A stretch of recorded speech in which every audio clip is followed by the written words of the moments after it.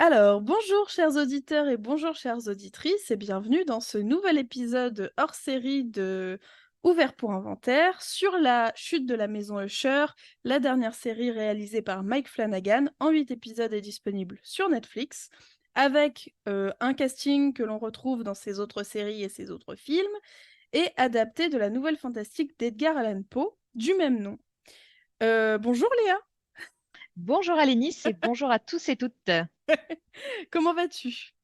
Ça va super. Je passe mon temps à me plaindre contre des connards de chasseurs ou faire des balades sans ces connards de chasseurs. Somme toute, un automne tout à fait normal. Tout à fait radieux, voyons. J'ai dit les connards de chasseurs ou pas? Parce que Oui. je veux vraiment être très très claire. Ok, d'accord. Alors, aujourd'hui, on attaque le troisième épisode de la série, car vous l'avez compris, on essaye de vous débriefer la série épisode par épisode. On ne sera pas sans spoiler le début, donc le premier et le deuxième épisode, et évidemment celui-ci, donc le troisième, l'assassinat de la rue Morgue.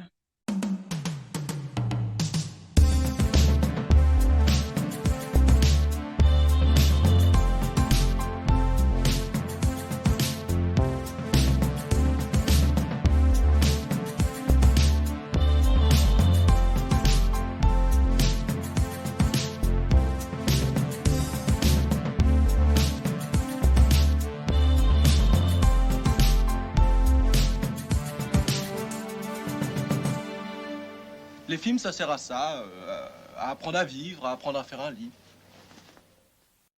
L'assassinat de la rue Morgue, il me semble qu'il y avait eu une histoire de morgue déjà dans l'épisode 2 ou l'épisode 1. Et il me semble que c'était Camille qui en avait parlé à ses assistants, si je dis pas de bêtises. Ouais. Bah déjà, début de l'épisode 2, il y avait dans les années 70 notre Dupin qui menait une enquête sur des corps profanés, donc en lien quelque part un petit peu avec la morgue. Mm. Et oui, Camille qui mène ses recherches contre sa sœur Victorine. C'est Oui, Victorine, hein. oui, Mhm. Avec là encore la, comment dire, elle espionne sa sœur parce qu'elle se doute qu'il y a un trafic des chimpanzés qu'elle fait importer pour mener ses expériences scientifiques et qui disparaissent mystérieusement. tout Donc à fait. là encore, il y avait cette histoire de morgue et de corps qui disparaissent du jour au lendemain. Ouais, ouais, ouais. Avant de commencer comment dire, à vous parler un petit peu du début de l'épisode, moi, je vais quand même signaler que c'est pour l'instant pas mon épisode préféré. Ah Et non, ah ouais, bah je pense qu'on va pouvoir revenir un cool. petit peu dessus. Et je suis un peu triste parce que ça me le fait de temps en temps, ça me le fait pas avec toutes ces séries, mais il y a quelques séries où j'ai un peu ce ventre mou, tu sais, dans les séries de Mike Flanagan, où parfois tu as Ouais, peut-être un, deux ou trois épisodes qui sont un peu plus déceptifs que les autres. Et ouais, souvent ça reprend en force après, mais là j'ai un peu l'impression d'être dans ce ventre mou, moi, pour cet épisode-là. Et en ouais, plus, même sensation, et je pense que peut-être qu'on va avoir des points communs sur pourquoi ça nous déçoit un peu. Donc, on va vous en, probablement. on va vous en parler rapidement. Alors, ce début d'épisode, on entend des bruits de singes et on a la silhouette de Pym, donc Arthur Pym, l'avocat de la Mm. famille, qui vient faire le ménage, entre gros guillemets, après la sauterie de Prospero qui s'est terminée, on se souvient, en bain d'acide, enfin, en En douche soupe. d'acide, en soupe. Ah, en soupe, c'est Pardon. horrible. En bouillon, si tu préfères. Il y a des Ah, morceaux. c'est encore pire. Oui, c'est vrai. Donc voilà, il arrive. Évidemment, il a les bonnes relations pour pouvoir passer. Et donc, les policiers le laissent entrer, alors que normalement, personne n'a le droit d'entrer sur la scène de l'accident. Mhm. Moi, j'ai trouvé qu'il avait un petit côté médecin de la peste, avec Complètement. ses lunettes, son masque et tout. Il fait vraiment... Enfin voilà, ça m'a fait penser un petit peu à cette figure-là. Et Ouais, j'avais noté fossoyeur, mais oui, il ouais, y a tout à fait ce côté, le masque. Bah, de toute façon, il est occupé. Il est équipé, pardon. ouais, Occupé aussi, mais équipé surtout. c'est clair. Avec les choses, le masque, méticuleux comme pas possible. Donc, on se doute qu'on n'en est pas à son premier champ de bataille. Ouais, c'est clair. Oui, oui, il est vraiment bien, comme tu dis, il est bien équipé pour faire le ménage, hein, finalement, c'est un petit peu ça Mm. l'idée. Euh, et d'ailleurs, il aperçoit tout de suite les caméras qui sont dans le lieu. C'est une des Ouais. premières choses qu'il a l'air de voir. Euh, et il trouve Prospero, enfin, en tout cas, il arrive à supposer très vite que c'est Prospero, puisque c'est le seul personnage avec un masque encore sur le visage, un masque qui n'a pas fondu. Et Mhm. il récupère donc son portable et il se rend compte qu'il y a un cadavre qui bouge encore et donc il y a un survivant qui est en fait une survivante, puisque on apprend que c'est la femme de Frédéric, Ouais. le Donc on a grand la frère. réponse sur la fin d'épisode 2. Tout à fait. Ouais, ouais. T'as noté quelque chose, toi, sur ces premiers... Pas particulièrement le fait que on a des lueurs bleutées dans cette usine désaffectée qui contraste avec notre fin d'épisode 2, Mm. évidemment. Oui, le côté Luc sur le coup, hein, donc il a son passe-droit, il a ses affaires, il sait quoi repérer, quoi récupérer, Mm. et à part ça, rien de plus. Ouais, ouais, ouais. On retourne à l'entretien entre Roderick et Dupin.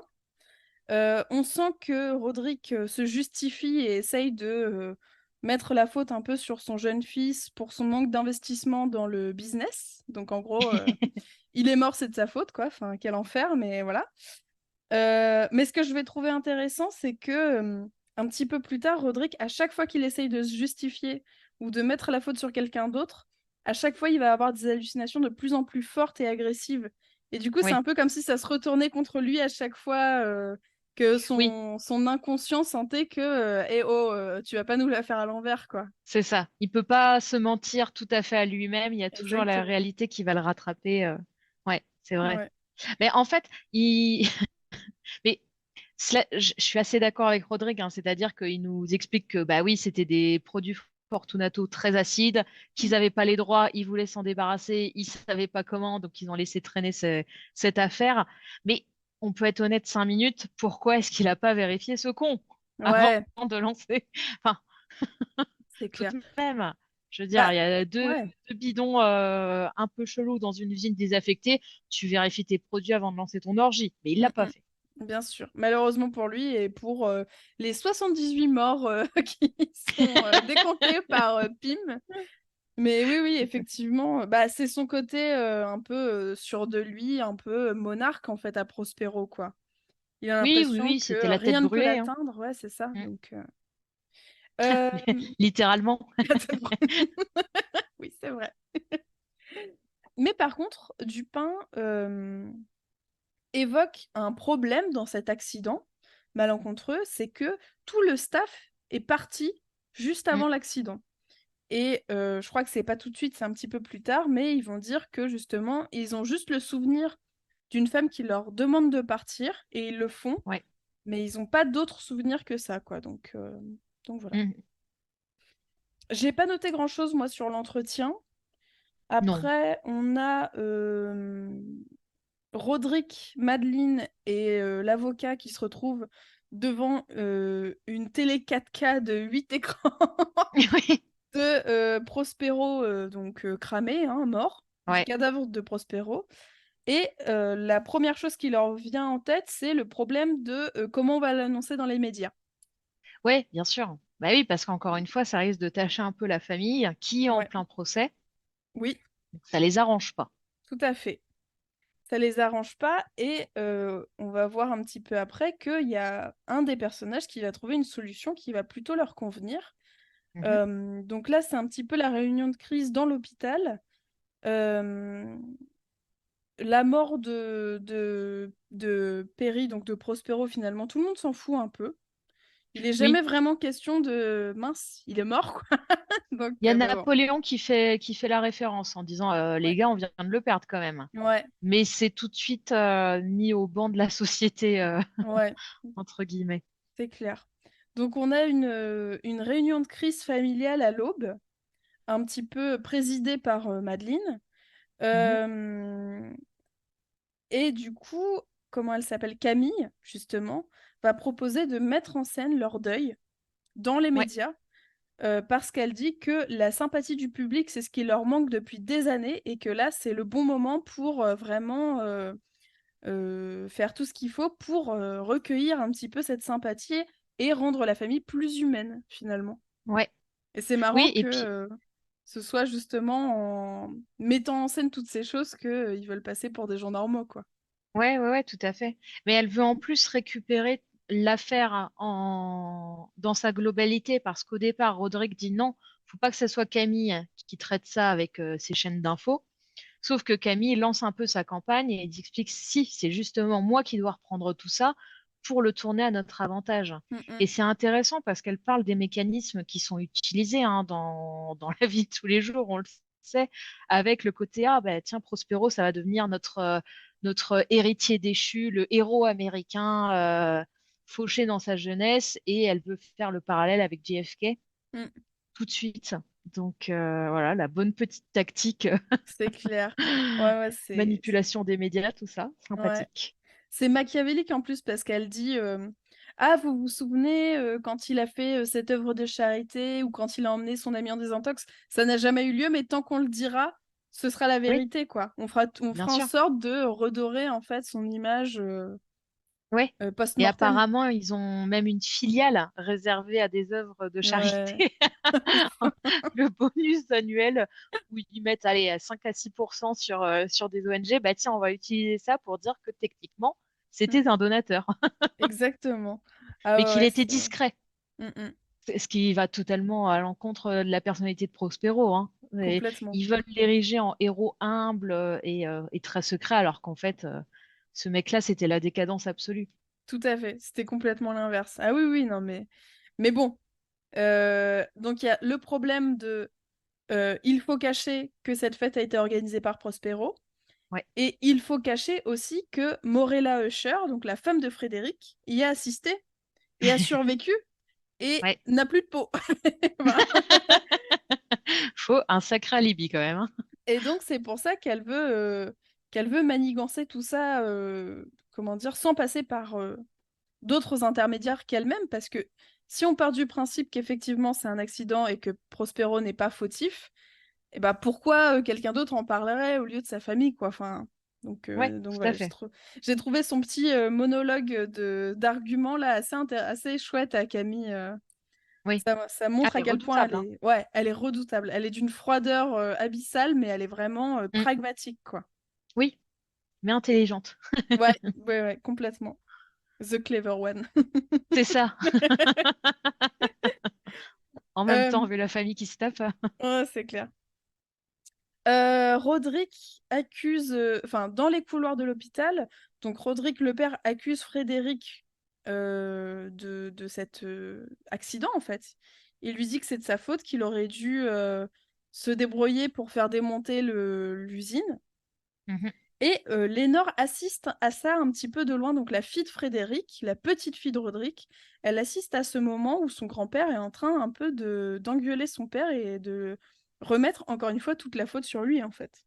Ouais. Ouais, tout à fait. Et pour autant, le comportement de Roderick change du tout au tout quand il voit Lénore. On voit que il a le masque du papy très aimant, très protecteur envers sa petite fille. Mm, C'est mm. intéressant. Il est très, comment dire, très sérieux et très cruel envers ses gamins, mais par contre, la petite fille, elle a un passe-droit, on va Ouais, dire. exactement, c'est clair.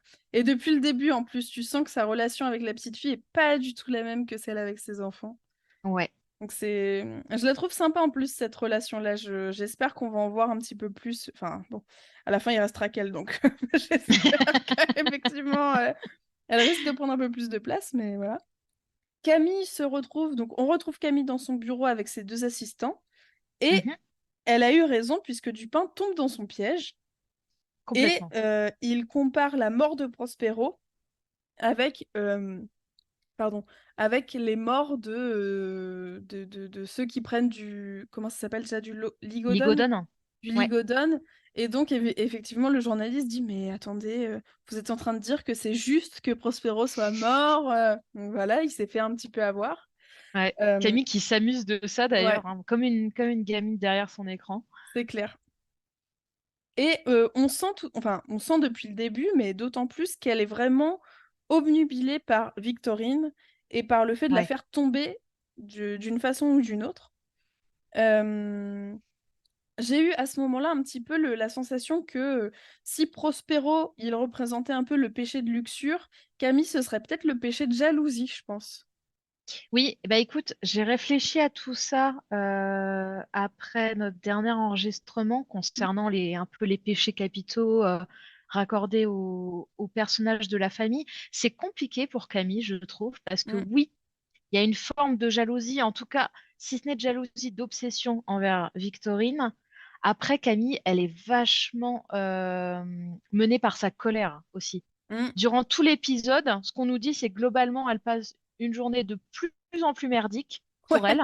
c'est clair. Et c'est sa colère qui l'amène à sa fin funèbre, quoi. Mm, mm, Donc, ouais, c'est compliqué là ouais, concernant. Et c'est justement un des points négatifs vers lesquels je viendrai à la fin de l'épisode.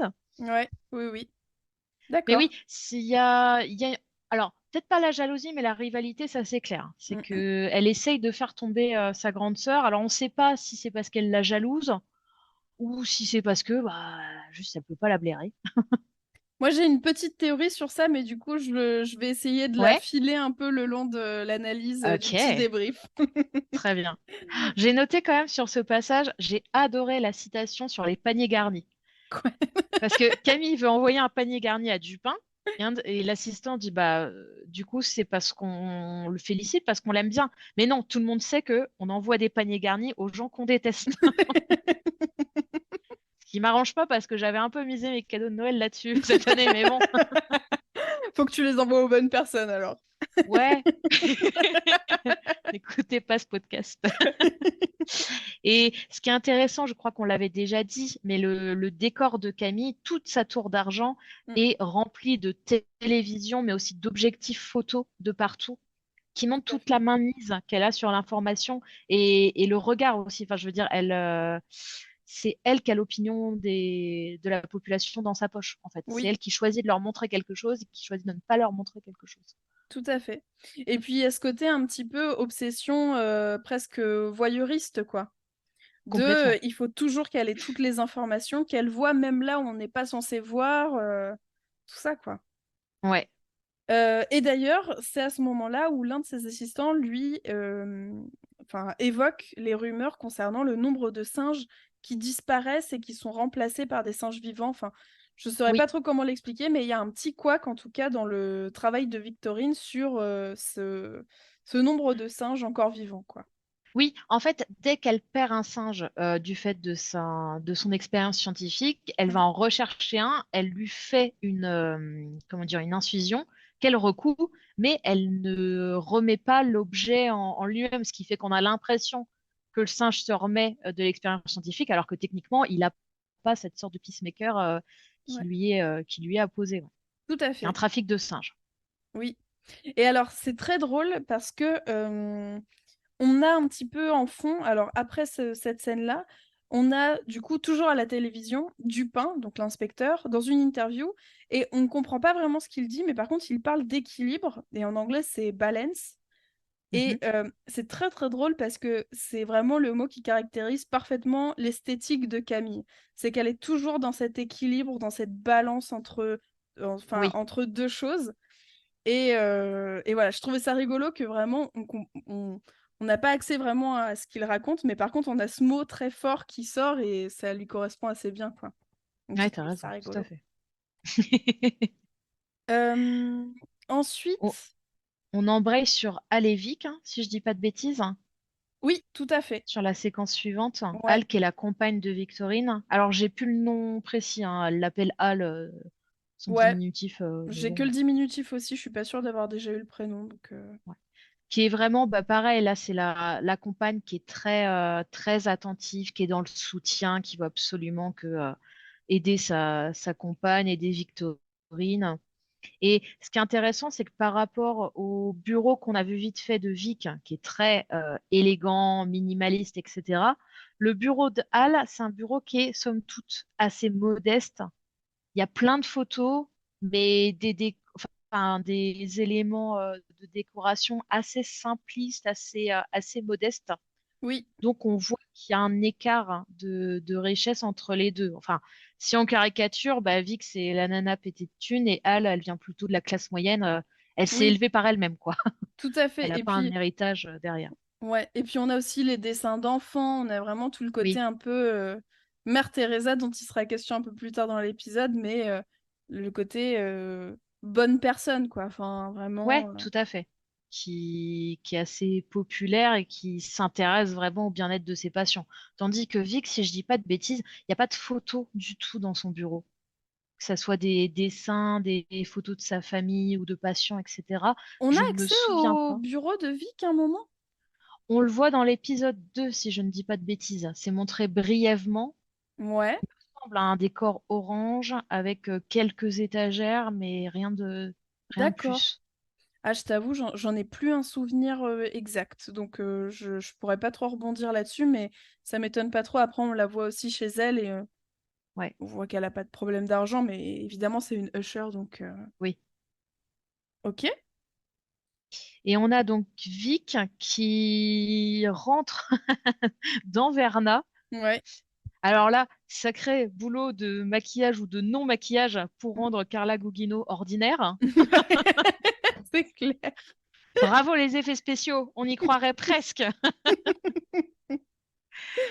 Et donc Verna, ici, se fait passer pour une femme aux antécédents cardiaques. Mm, En tout oui, cas, elle a des soucis de santé, elle arrive avec ses documents, elle est perdue, échevelée, triste, etc. Désespérée, ce qui en fait la victime idéale pour Vic, bien sûr. bien sûr. Enfin, au départ, Vic propose de lui prendre son dossier puisque donc c'est une patiente, enfin c'est censé être une patiente de Hal, sa compagne. Elle lui dit, je vais prendre votre dossier, je m'en occupe. Sauf qu'évidemment, Vic étant menée par son hubris, elle épluche quand même le dossier et elle se rend compte que cette Verna ferait un nouveau sujet d'expérience tout à fait fascinant et pertinent. Tout à fait. Et là encore, il y a ce côté proposition quelque part de Verna, puisqu'elle laisse le choix, Mm, mm. là aussi à Vic. Enfin, oui, elle se montre et il y a une interférence, certes, pour autant, elle lui donne le dossier en disant mettez ça sur la table. C'est Vic qui fait le choix Bien d'étudier le sûr. dossier et de se dire ah, tiens, curiosité, envie, fascination, je vais lancer le Ouais. projet. Oui, c'est un peu à chaque fois la.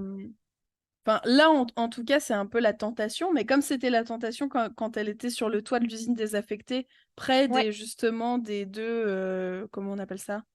le citerne. Oui, des deux citernes, voilà, c'est vraiment un peu la tentation, mais voilà, il n'y a pas une forme de. J'ai pas le Elle mot. impose rien, elle Voilà, laisse un libre exactement. arbitre à ses futures victimes. Complètement. Ouais, ouais, c'est vrai que c'est rigolo de la voir. On la voit beaucoup plus, Verna, sous différents aspects là dans cet épisode, je trouve. Ça y est, Oui, elle commence vraiment à mettre un peu des petites graines partout. On va voir ça. complètement.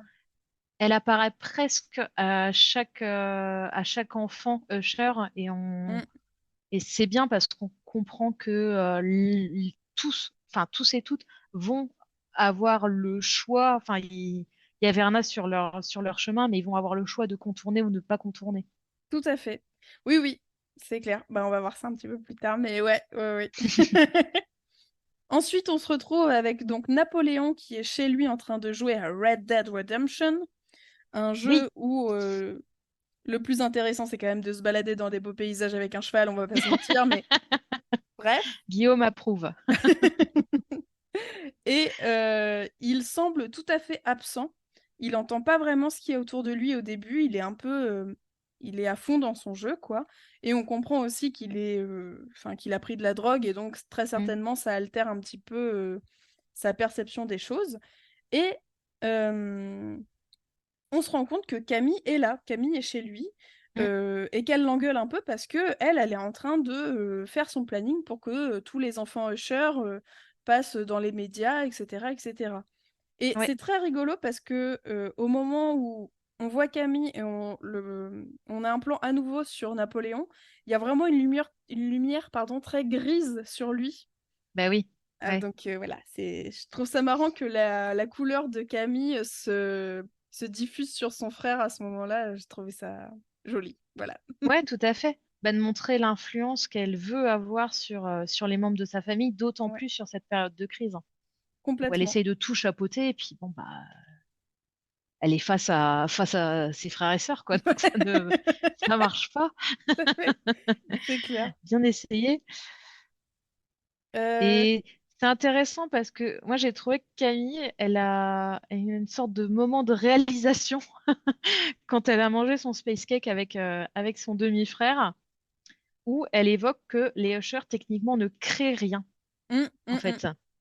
Et Oui, par rapport à tout le discours qu'on a eu sur les Ushers, doivent changer le monde, ils ont plein d'idées, ils ont apporté plein de choses au monde, elle nous dit, mais non, on n'a rien apporté. En fait, on a su bien s'entourer, ouais. on avait les fonds Hum. pour lancer quelque chose, mais il n'y a rien qui émane vraiment d'eux. C'est pas leur création, c'est juste des relations et des, comment dire, des alliances financières qui ont permis quelque chose.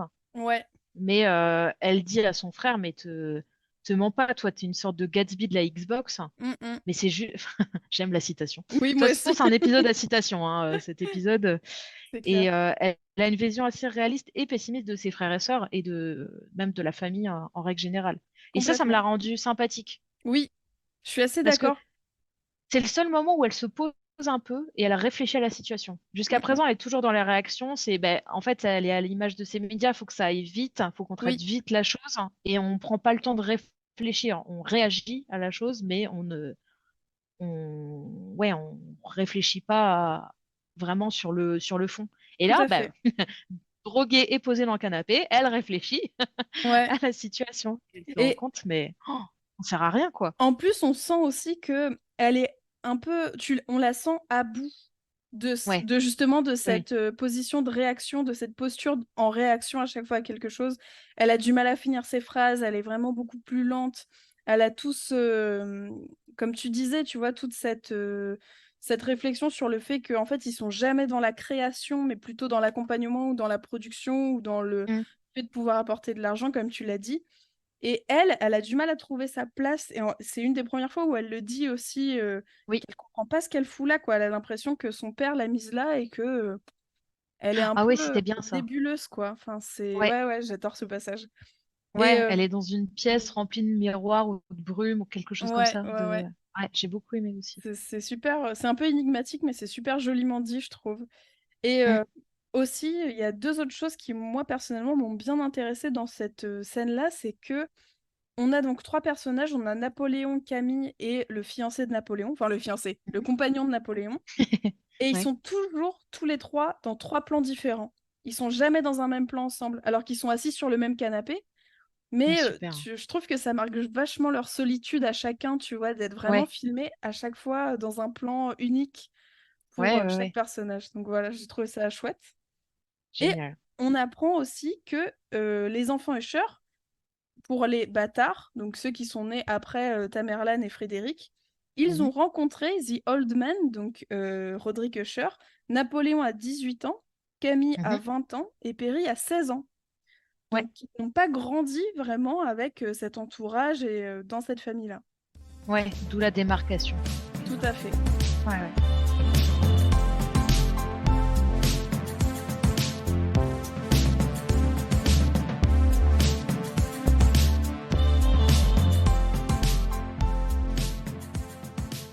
Camille et Napoléon sont ensemble. On apprend que les enfants rencontrent leur père beaucoup plus tard que ce qu'on pouvait s'imaginer, Mm. donc à 16, 18 et 20 ans pour Camille. Ouais, Euh, via le test de paternité, j'imagine. oui, voilà, c'est ça. Oui, c'est vrai qu'il nous en parlait dans le deuxième épisode, Prospero, Mm. effectivement. Et je sais pas ce que tu en as pensé, mais j'ai trouvé que la fin de cette petite scène-là, quand Camille, elle quitte l'appartement, elle a un comportement hyper étrange, déjà. Ouais, Et quand les invités arrivent et qu'elle les croise, elle les regarde pas du tout. Et non. on voit un personnage qui... Enfin, les invités ont pas l'air de la voir non plus. Moi, je me suis dit, putain, on dirait déjà un fantôme, quoi. Elle fait vraiment... Elle est déjà Oui, un peu ailleurs, quoi. C'est très étrange. Oui, oui, C'est vrai complètement. qu'elle est Elle un peu s'inscrit dans rien. invisible. Ouais, ouais, ouais, Ouais, ouais, complètement. ouais, c'est ça. Et deuxième truc un peu étrange, c'est qu'il y a une des invitées qui est une femme dont on ne voit pas le visage et qui apporte donc du Monty, une Mm, drogue, à Napoléon et qui a, donc on ne voit que de dos, et qui a les cheveux blonds presque blancs, un peu comme mm. Camille.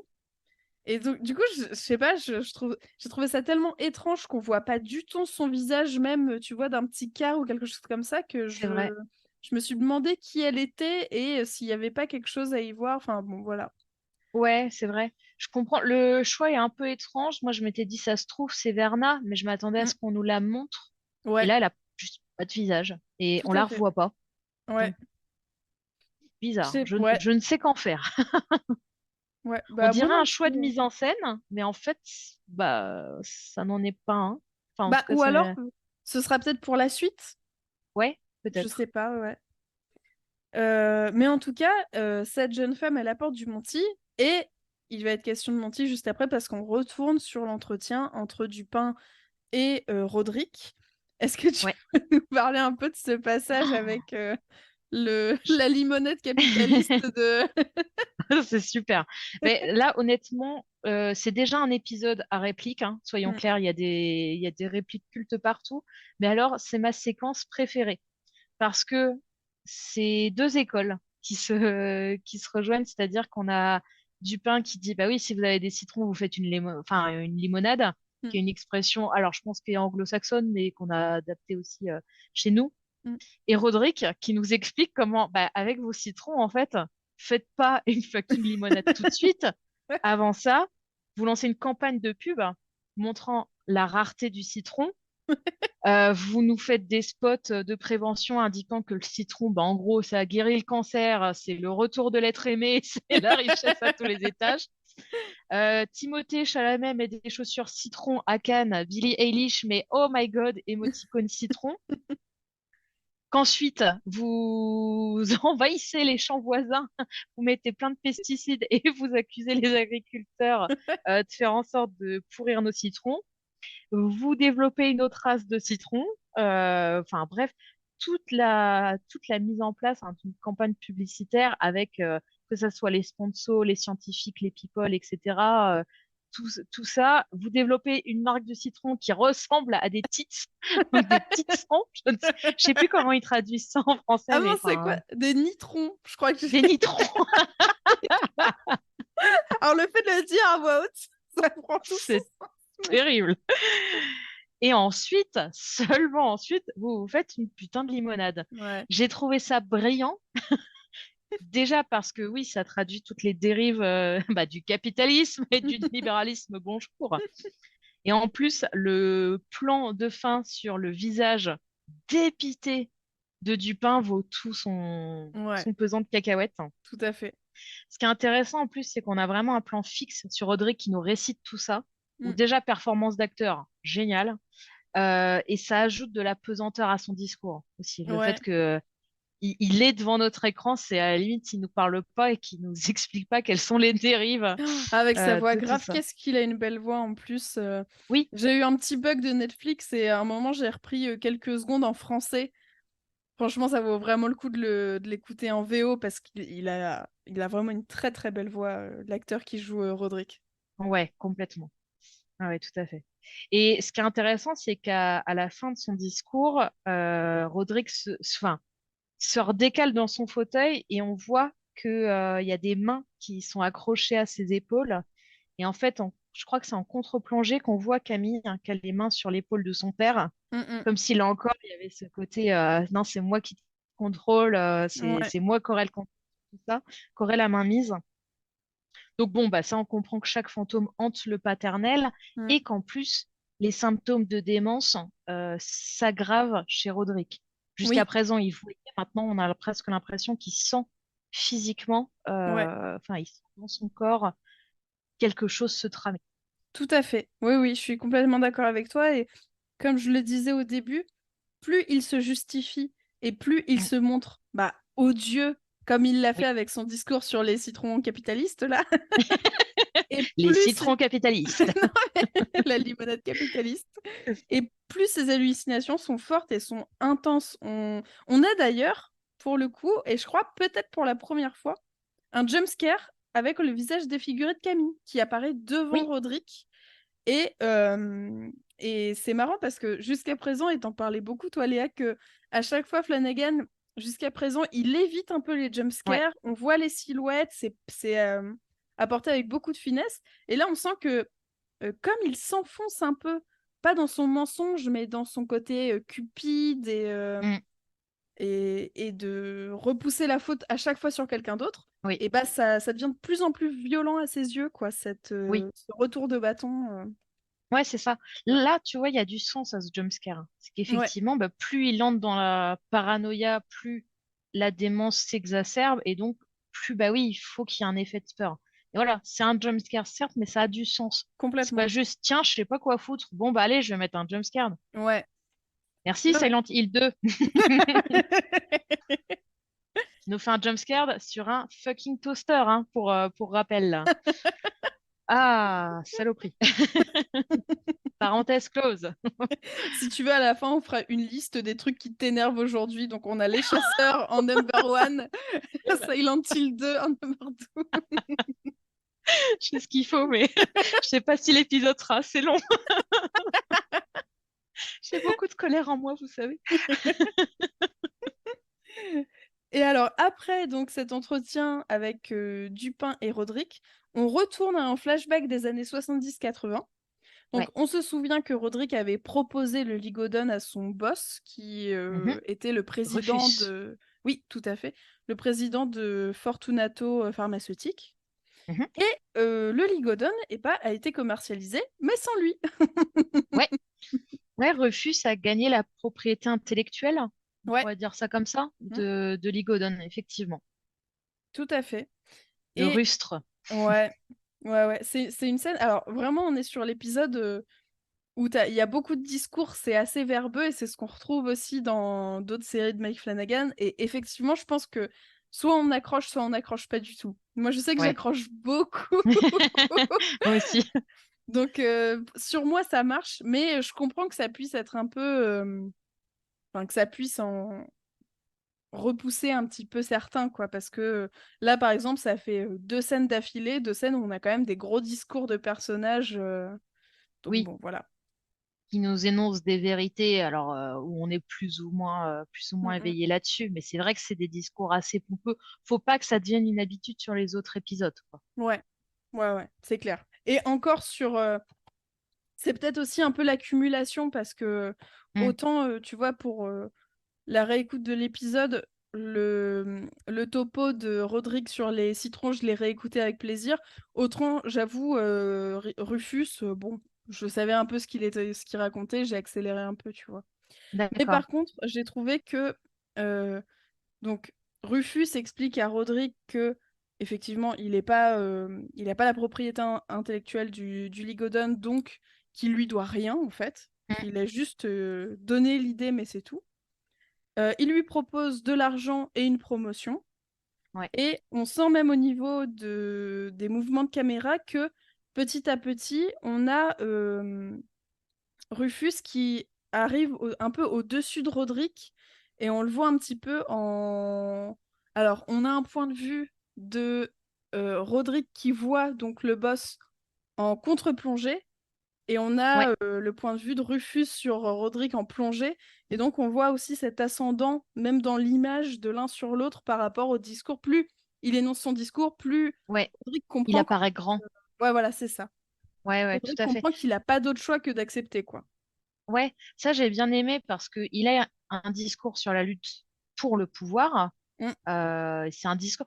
Moi, j'aime quand même beaucoup son discours, hein. Je l'ai écouté pareil deux fois, mm, mais je trouve qu'il est efficace parce qu'il est vraiment. Enfin, c'est un requin mm, mm. concrètement, et il énonce ses vérités comme ça avec des phrases, enfin terrifiantes. Et effectivement, il semble presque géant à la fin de son discours, hein, Tout par à fait. rapport à Roderick qui est tout diminué. Et bah, là encore, il y a une grande vibe Mad Men qui est Mm, assez efficace dans son traitement, je trouve. c'est clair. Ouais, ouais. Et on retrouve l'intimité de Roderick. Enfin, je Mm. sais pas si tu avais quelque chose à ajouter sur cet échange entre... Non, non, Ok, tu l'as dit très bien. c'est gentil. On retrouve du coup, on retourne pardon dans l'appartement de Roderick avec sa femme Annabelle Lee et sa sœur Madeleine. Euh, et on a donc Annabelle Lee qui est avec un des enfants dans les bras, plutôt dans la cuisine, mais qui voit de loin Roderick et Madeleine en train de discuter. Mm. Et Madeleine, elle rappelle à Roderick l'histoire des Muldoon, je crois, qui Ouais, était une des familles qui les a accueillis quand ils étaient orphelins, quand leur mère est morte. Et elle rappelle que lui, il était plutôt fonceur, qui voulait les dénoncer parce qu'apparemment, enfin, parce que les enfants n'étaient pas bien traités. Et que elle a décidé plutôt de la jouer stratège pour pouvoir plus ouais. facilement les balancer aux services sociaux après. Et alors, vraiment, cette actrice qui joue Madeleine, je la trouve sublime. Et Mm. je trouve qu'elle joue très très bien. Enfin, elle incarne un Oui, truc vraiment très fort. Mais encore une fois, je l'ai déjà dit pour l'épisode précédent, j'adore ce personnage. Et j'ai hâte de voir un petit peu ce qu'elle va devenir. ouais. Il y a Euh, une pesanteur dans ce qu'elle dit à chaque ouais, fois. Ah, ouais, ouais. c'est très efficace. Et d'ailleurs, j'ai noté qu'à la fin de son discours, elle s'assoit à côté de son frère. Et vraiment, ils sont tous les deux, il me semble, hein, si j'ai bien compris un petit peu les plans, ils sont tous les deux un peu dos à la femme de Roderick, qui se Ouais. retrouve un peu toute seule en observatrice, et eux deux Mm, un mm. petit peu comme un mur, quoi, enfin, dans leur coin. Donc voilà, j'ai trouvé ça intéressant. On a encore un peu cette symbolique du trio qu'on retrouve avec Camille, donc ça rejoint un petit peu ce qu'on a vu Ouais. précédemment. Puis on comprend que Roderick va peu à peu pencher vers Madeleine Tout à et fait. de fait s'éloigner d'Annabelle Lee. Ouais. Ouais, ouais, ouais. Il y a un truc que j'ai trouvé super intéressant. Quand il est chez lui, Roderick, il joue avec l'opercule de sa canette. Ça Ouais. fait un tac, tac, tac, tac. Et ce bruit-là revenait dans l'épisode 2 avec l'horloge, avec une sorte ouais, de bruit, Mmh. une sorte de métronome qui revenait. Et j'ai pas fait gaffe si dans l'épisode 1 c'était le cas aussi. Mais je trouve ça intéressant parce que dans tous les poèmes d'Edgar Allan Poe, ce qui revient souvent, c'est la notion de temps et puis aussi accessoirement de fatalité avec ça. Et ouais, il y a un côté presque Mais décompte mmh. ou métronome, ouais, Ouais, ouais, ouais. qui nous annonce la tension à venir. Mmh, mmh. Et ça m'a marqué. Donc à voir sur les prochains épisodes si on entend encore ce tic tic tic tic qui revient. Grave. Ah, je vais faire super gaffe pour les prochains.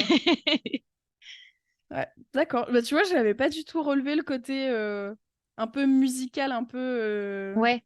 Bah, enfin, du coup, c'est en visionnant ouais, cet épisode et puis surtout ouais, ce plan où il est donc dans un fauteuil à jouer avec la canette et ouais, mmh, t'entends tac, tac, tac, tac. Je me ouais. suis dit, ah tiens, mais il y a déjà l'épisode dernier, il y avait Mmh. cette horloge, bah, forcément, hein, qui faisait le bruit aussi régulier. Et je me suis dit, est-ce qu'il y a quelque chose ou pas? Je ne sais pas. On fera attention pour l'épisode 4. C'est ça. Donc on apprend que effectivement Annabelle Lee n'aime pas trop Madeleine, Non. qu'elle elle est très contente qu'il ait eu cet argent et cette promotion parce qu'ils peuvent acheter à nouveau des médicaments pour Tammy. Ouais. Donc on ne sait pas si est-ce que ce sont des médicaments parce que enfin voilà, est-ce que c'est un traitement particulier ou juste des médicaments parce que c'est un enfant et elle est malade ou Mm. que sais-je. Qu'elle est remplie de miasmes comme tout enfant. Tout à fait. Bon ben voilà, j'ai mon top 3 ça y est. En plus, je viens d'avoir une vision. J'ai des amis, Nathan, Manon, si vous nous écoutez, des bisous, qui viennent d'avoir un petit. Et il y a pas longtemps, du coup, il était en train de prendre son bain.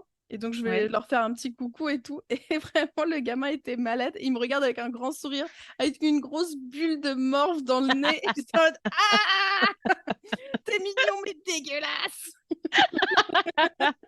Va des rétro. Voilà, ça. Du coup, j'ai eu cette image en tête. Je suis désolée. Ah Euh, non, ben merci. Ça va, hein, avec ton bouillon de Prospero, Ok, un partout, balle au centre. c'est ça. Euh, Donc voilà, et on comprend effectivement, mais ça on l'avait déjà un peu compris, que ils sont assez modestes, ils dorment tous les 4 dans une même chambre, donc voilà, rien de bien nouveau. Ouais. Ensuite, on retourne chez Napoléon, Mm. qui se réveille tout juste de sa grosse, comment dire, enfin qui décuve quoi, enfin décuve, Ouais. Le Monty lui est monté à la tête et il faut que ça redescende. exactement. Et est-ce que tu veux nous décrire un petit peu ce passage ou tu veux que je m'en charge? Ah. Je peux le faire. Vas-y, J'adore le vas-y. sang. Donc, il se réveille et alors, je sais, bon, il met les mains sur son visage et nous, on se rend compte que bah, il y avait du sang sur Mm, ses mains. Donc, il se retrouve avec des marques de sang sur le visage qui font un peu une sorte de masque un peu chouette. Et il s'en rend compte et il commence à suivre les traces de sang sur tout son appartement, qui l'amène à malheureusement Pluto, qui est oui, le. le D'ailleurs, chat. Pluto, qui est le chat. Ça n'a pas de sens, hein. Il s'appelle. Ouais. Enfin, Oui, je suis d'accord. oui, c'est le chien de Mickey du coup, donc Oui. ça va pas. C'est le chat. Bon, bref, qui l'amène à Feu Pluto, qui l'aurait semble-t-il assassiné parce il y a un Couteau. couteau Mm. dans Pluto, donc bon, a priori, navré, Pauvre c'est bête. nerveux, Ouais. pardon. Et donc, il commence à nettoyer fort la scène de crime.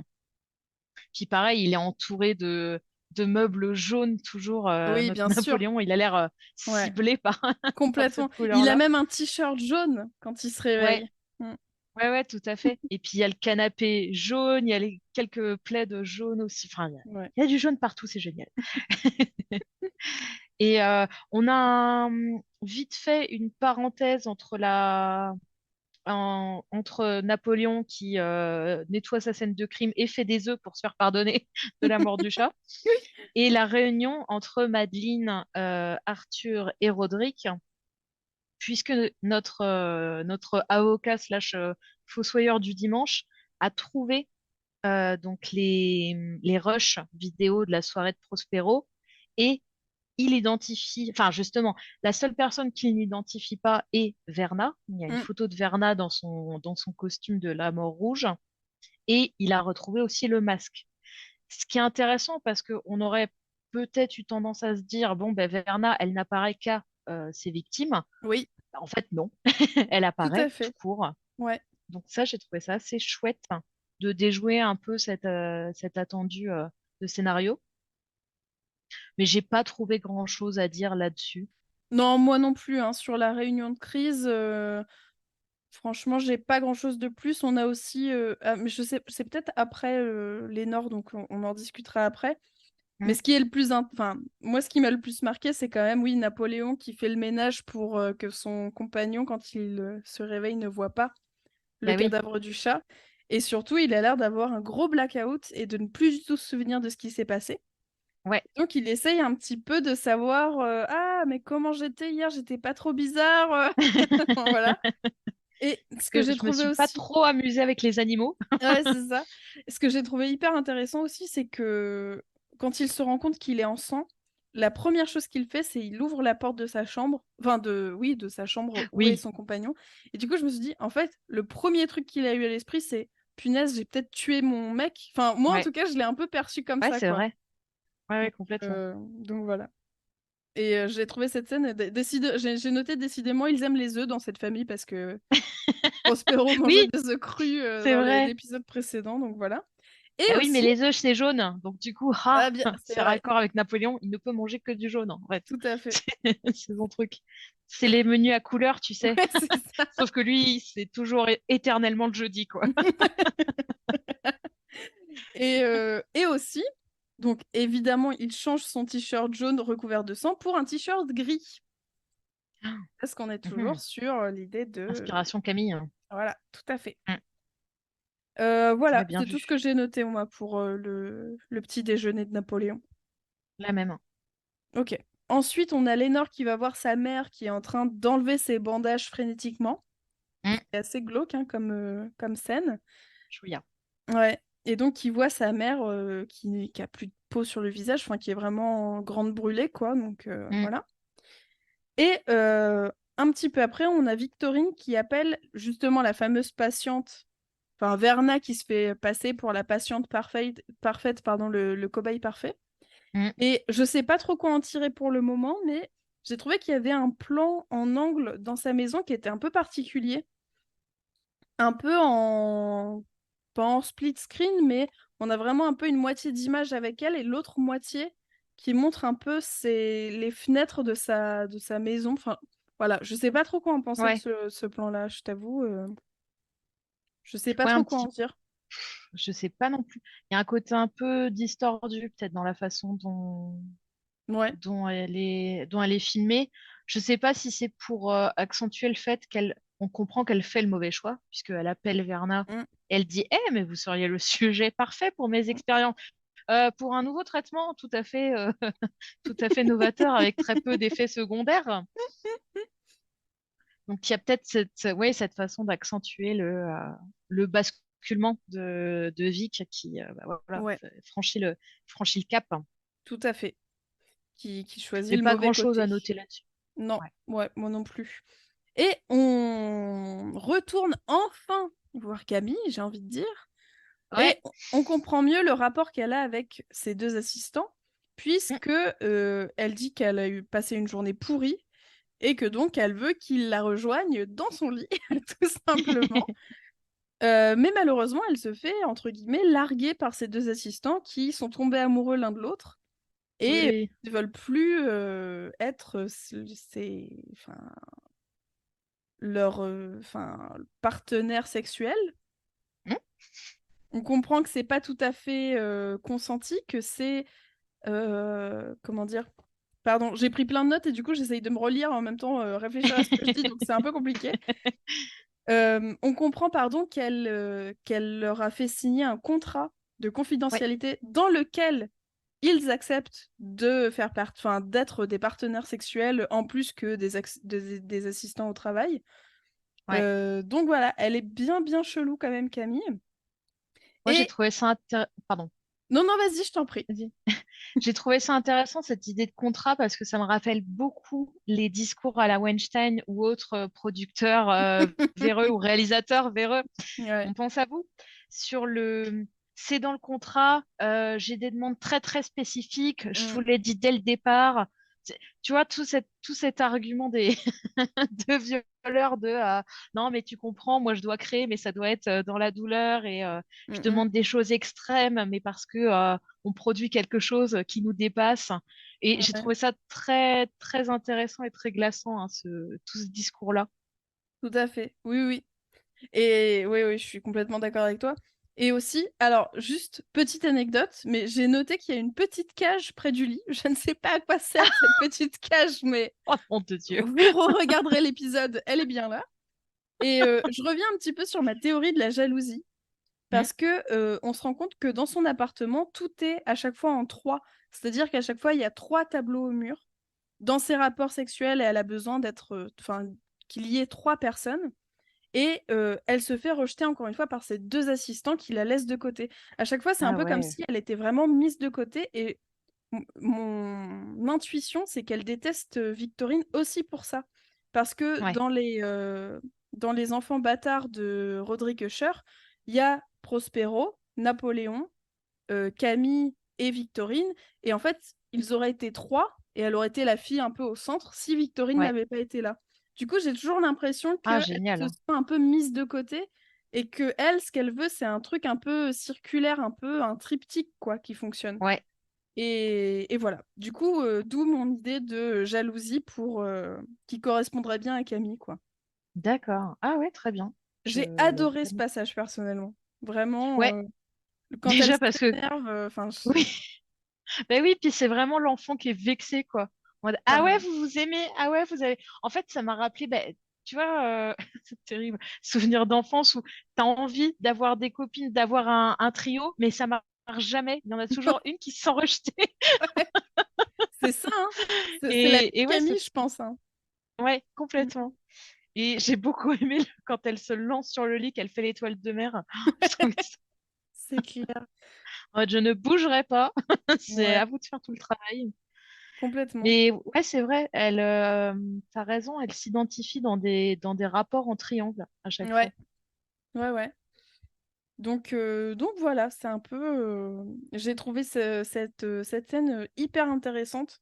Et Mm, en fait, à la fois, enfin, comment dire, à la fois tu la trouves repoussante dans sa façon de penser les choses, et à la fois ouais. elle a un côté très touchant dans ce côté très enfantin de vivre les choses, de se dire ah Oui, bah super les amoureux, bah dégagez quoi. Genre, vraiment elle agit comme un enfant quoi. ouais, Mais c'est ça, c'est l'ado, quoi. ouais, C'est l'ado qui est vraiment pas contente qui est pas contente de ce qu'elle a, qui tape des crises parce qu'elle a envie d'être repérée, en fait. Enfin, elle a envie mm, que les personnes la voient pour ce qu'elle est. ouais. Et bah, Mais elle elle a est choisi toujours le un peu mauvais métier. invisible. Ouais, c'est ça en fait. Elle est toujours un peu invisible ou un peu. Elle passe toujours un peu à côté de son Mm, moment quoi. ouais, Donc ouais, j'ai trouvé ça intéressant.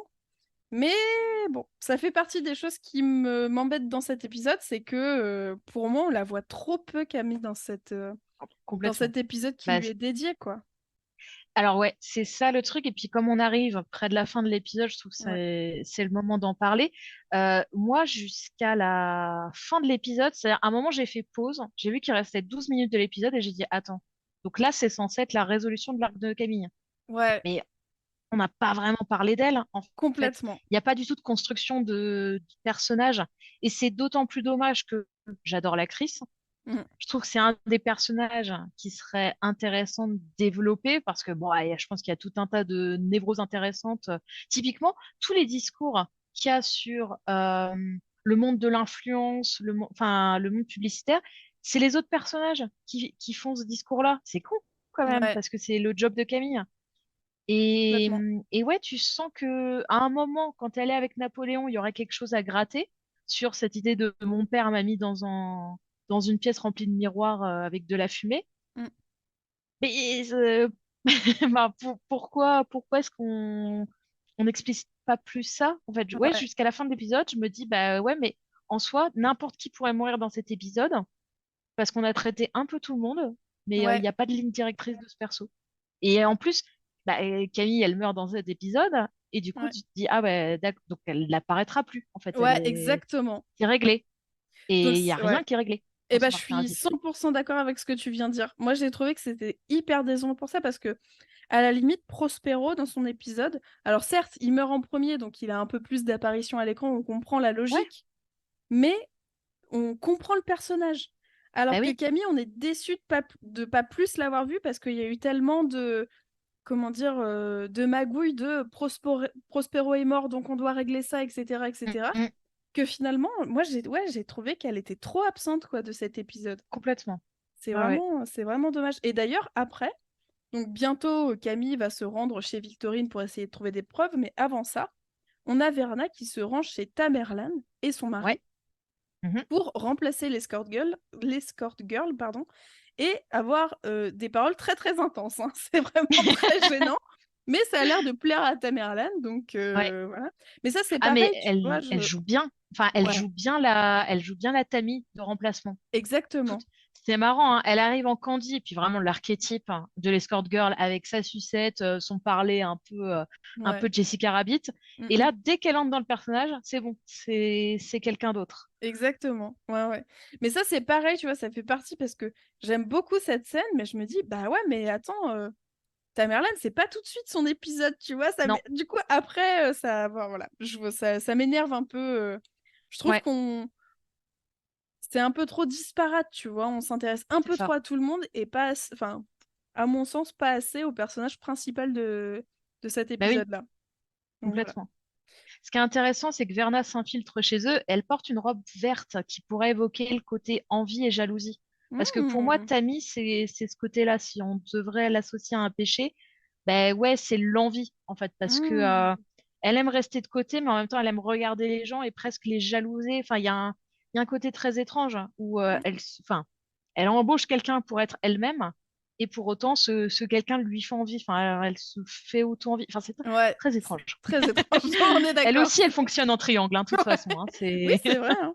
Bah, elle, c'est C'est- presque l'effacement d'elle-même, quoi. C'est encore un autre Oui, degré de névrose, je pense, dans son cas, mais bon. ouais, c'est vrai. C'est vrai. Et donc, on arrive au chapitre final de cet épisode, Tout à à fait. savoir Camille, qui a passé une journée de merde. Elle arrête pas de le dire tout au long des brefs instants où on la voit dans cet Ouais, épisode. Et se dit, bon, bah, vous savez quoi, je vais aller. Alors, et c'est ça le truc. Elle se rend chez Vic parce que elle veut avoir le fin mot de l'histoire sur ses expériences. Et moi, je suis désolée. Camille, on nous dit depuis le début que c'est Saruman dans sa tour qui regarde tout le monde. c'est clair. Bernard Arnault, Saruman, bon, allez, on file la métaphore. Non, mais je veux dire, elle regarde à chaque fois par le prisme de ses écrans. Mm. C'est pas elle qui va aller chercher l'info, normal. Enfin, pour moi, c'est la personne qui regarde, en fait, qui Oui, justement se salit pas les mains. Elle n'a pas besoin. exactement. Ouais. Et là, elle y va. Bah, Ça n'a on pas de comprend sens. qu'elle y va parce qu'elle est vexée que ses assistants les larguaient, quoi. Oui. Mais je suis d'accord avec toi, dans le fond, bien sûr qu'elle se salit pas les mains, même si elle déteste Victorine, il n'y a pas de raison. Et d'ailleurs, bah, elle va croiser Verna, encore une fois, Ouais. qui va jouer la sécurité à l'entrée et lui dire Mhm. qu'elle n'a rien à faire là. Ouais. Effectivement, même nous, en tant que spectateurs, mais effectivement, Qu'est-ce que tu fous là? Rentre chez toi. Oui. ouais. Là Surtout encore, que elle lui. c'est The Clever One, c'est normalement la plus Oui. intelligente de la fratrie, quoi. Donc, Eh oui. Ça voilà. en dit long. Mm, mm. Non, mais ouais, c'est dommage. Puis là encore, elle lui propose un choix. Et on s'en demande à ce stade-là, est-ce que c'en est vraiment un? Parce que là, nos deux personnages, que ce soit Prospero ou Camille, ils sont au fin fond de leur bêtise. Enfin, ils Oui. sont déjà un peu arrivés au point de non-retour. Mm, mm. Donc, si tu veux, Verna, c'est un peu la dernière barrière, mais quand on a franchi 15 autres avant, c'est pas la dernière qui va C'est souvent clair. te faire Te changer sauver, d'état ouais, c'est d'esprit. ça. Mm, mm. Et puis pareil, alors, c'est censé être The Clever One, elle arrive dans un labo dégueu avec des singes, comme tout benet de film d'horreur, elle met des flashs. Ouais, non, mais oui, bien Ben oui, sûr. mais on voit des flashs dans les yeux des animaux en colère, t'as raison. Bah ouais, non, mais voilà, quoi.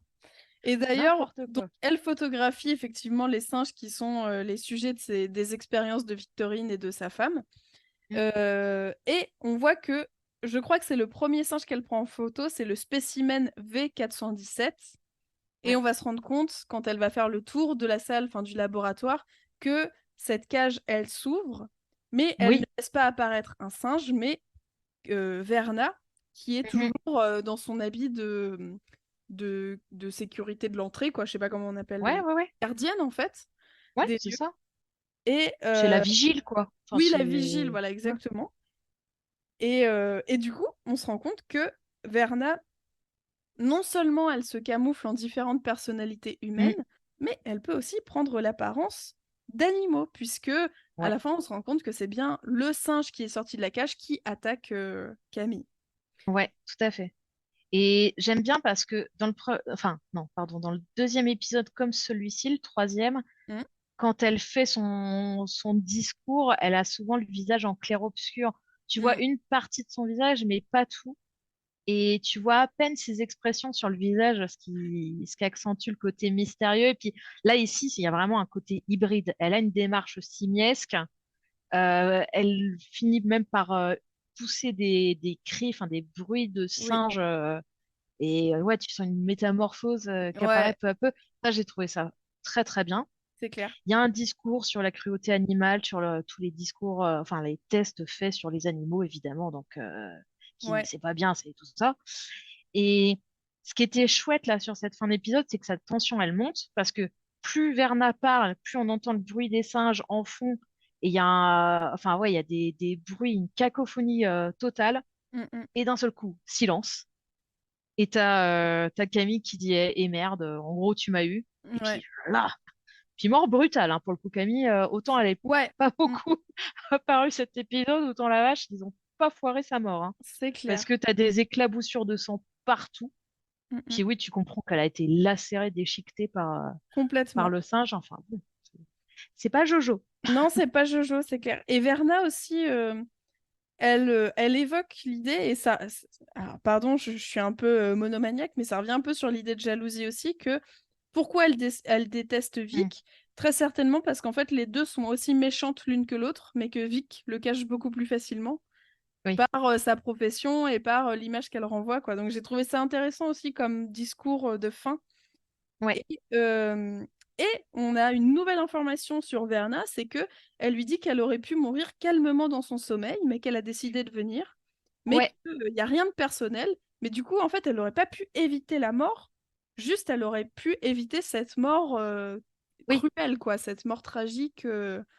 Ouais, Et bien sûr. voilà. Ouais, Donc, ouais, complètement. Bah, ce qui rappelle un peu ce côté, oui, on a l'impression que c'est l'ange de la mort, hein, un peu mm. qui vient les voir. Donc, effectivement, Camille serait morte parce que être humain normalement constitué, mais on nous fait comprendre qu'elle aurait pu mourir vieille, tranquille dans son Ah, tu sommeil. Et l'as là, compris comme ça, toi? ah ouais, ah non, elle fait, Ah, moi, je l'ai entendu comme tu t'aurais pu mourir cette nuit dans ton sommeil, ah ouais, mais comme tu es venu, bah, tu vas avoir une mort atroce par un singe, tu vois. Mais du coup, tu as peut-être ah, raison. Je suis pas sûre ah de bah je moi. sais pas du coup. Ah, c'est génial. Bon, bah comme quoi il y a des trucs à sauver dans cet épisode. Non, mais ah ouais, intéressant. Oui, moi j'avais ce côté, enfin, parce que ouais, l'archétype de je meurs tranquillement, vieille femme ridée dans mon sommeil. Mais peut-être pas, Mmh. peut-être qu'effectivement, elle lui disait, t'aurais pu avoir une mort tranquille dans ton plumard cette nuit. Ok. Bah écoute, je réécouterai pour le prochain enregistrement pour voir un petit peu si effectivement tu as un peu le choix entre les deux interprétations ou si c'est un peu plus clair parce que Mm. là, tout de suite, je Ah, saurais pas dire. Ouais. ouais, moi non plus. Et donc, à la toute fin de cet épisode, on a un plan sur le cadavre de Mm. Camille qui s'est fait déchiqueter, comme on l'a dit, et sur le sourire du singe maléfique. Ah là là, Et horrible, hein. ouais, c'est vraiment pour moi, c'est le passage dans le film Nope, tu sais, avec le singe Ben, qui pète les plombs et c'est ce que j'allais te dire. Ça m'a fait le même niveau de trauma en mode, ah mon Dieu, quand il me fait peur. c'est clair, c'est Il y avait clair. les araignées dans Enemy, maintenant il y a les singes dans, dans Flanagan Ouais, et Jordan Peele, quoi. ouais, Ah, carrément. terrible. Ouais, Mais ouais. ouais, épisode assez inégal pour le coup. Mm. Si en guise de bilan, je suis un peu déçue du traitement de Camille. Je trouve que c'est pas assez bien amené Oui, et que ouais, pour moi, c'est trop tard. Enfin, que tu fasses la résolution de son arc sur les 12 minutes restantes d'un c'est épisode, pas bah assez. non. Ouais, je suis Non. d'accord. Il faut Ouais, je arrêter de trouve qu'il y a un suivre, choix bizarre sur oui, le fait qu'elle va se salir les mains tout de suite.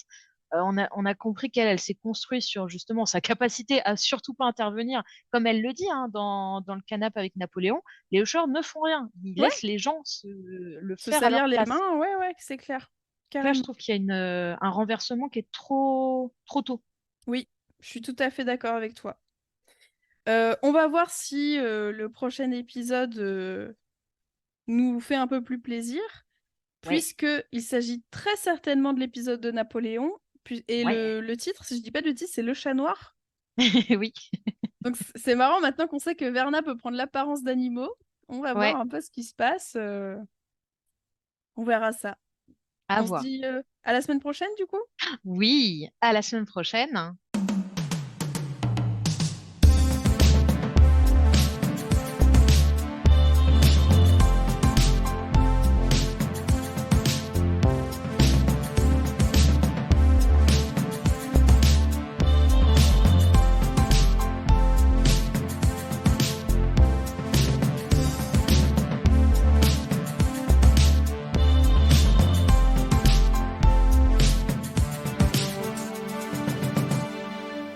Les films, ça sert à ça, à apprendre à vivre, à apprendre à faire un lit.